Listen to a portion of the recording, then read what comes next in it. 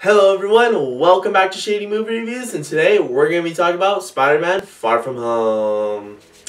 Alright, so the sequel to the MCU Spider-Man, the best Spider-Man adaptation yet? Or a failed attempt at a Spider-Man sequel?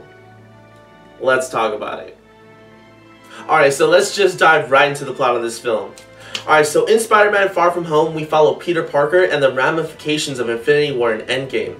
In the first 20 minutes of the movie, it explains how the world has changed after the snap was reversed. Peter is dealing with the grief of losing Tony, and also trying to pack for his summer trip to Europe with his classmates. After the battle with Thanos, Peter Parker seems to be more interested in taking his vacation and just being a normal teenager. And Peter says it's because he just wants a break from being a superhero. But Nick Fury is trying to contact Peter because the world is in danger from the four elementals: Earth, Water, Fire, and Air.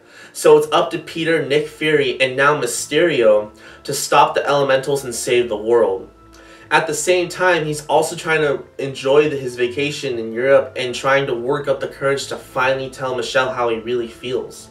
But throughout this whole story, anything and everything goes wrong, and Peter ultimately has to choose between the girl of his dreams and a nice vacation, or being the hero that Tony always wanted him to be.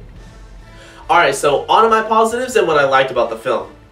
So the first thing I want to talk about is the plot was just amazing. From beginning to end, this movie just had me on my toes from the start to the end credit scenes. And by the way guys, there's two end credit scenes at the end of Spider-Man Far From Home, one before the credits and one after the credits. The two end credit scenes greatly affect the rest of the Marvel Universe going forward, and it changes everything that we knew before as well. So make sure you stay for those two end credit scenes. And then another big point I want to bring up are the special effects. Oh my god, the special effects in this movie were just phenomenal. I was a little worried because I wasn't sure if they were going to handle Mysterio's powers well or not, but Marvel/Sony did not fail us this time, because the special effects in this movie were absolutely stunning. This movie was visually up there with the likes of Doctor Strange. And then for the last point, I want to go over the structure and pacing. I just want to say the structure and pacing of this film was just really amazing. Like, this movie just felt like an intense roller coaster of emotion, heart, and just a story about a kid who just wanted to tell the girl that he liked her, and every second he got the chance, something got in the way. Alright, so on to my negatives and what I disliked about the film. Alright, so the first thing I want to talk about that I didn't really like about the film was the end battle scene. Now, guys, don't get all freaked out and say that the movie's horrible because the end battle scene was bad or something. No, I'm not saying that. It's not that the end battle scene was horrible or anything. I just felt like some of the other fight scenes in the middle of the film were mind-blowingly amazing, and I just wish that the end battle scene would have been at that same level. But it's not a big deal, and it doesn't ruin the film at all. That's just one little gripe that I had. And then the other thing I wanted to bring up, it's not a huge negative or anything, but I was just really disappointed that we didn't get to see more of Mysterio's powers. Now, don't get me wrong, you get to see a lot of Mysterio's powers, but Mysterio was so amazing and Jake Gyllenhaal did such an amazing job of playing Mysterio that I was just sad that we didn't get to see more of it. Mysterio was definitely a huge highlight in the film. Alright, so on to my judgment and movie score. Time to bust out the shady meter. Alright, so to start off, I'm going to have to give the plot of this film a solid 8.2 out of 10.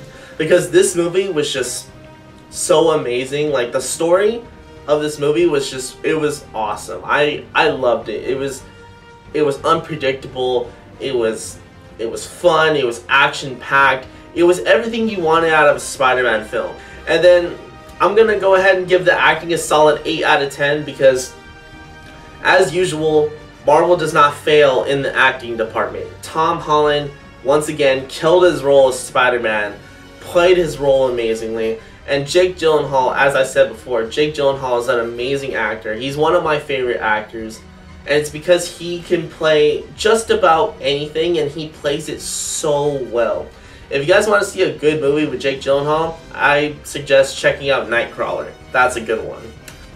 And then I'm also going to give a score for the special effects because the special effects were just so good. So I'm going to go ahead and give the special effects a solid 9 out of 10.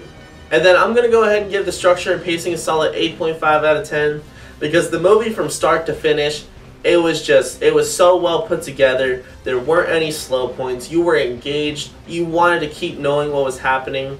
If something fun wasn't happening, something action-packed was happening.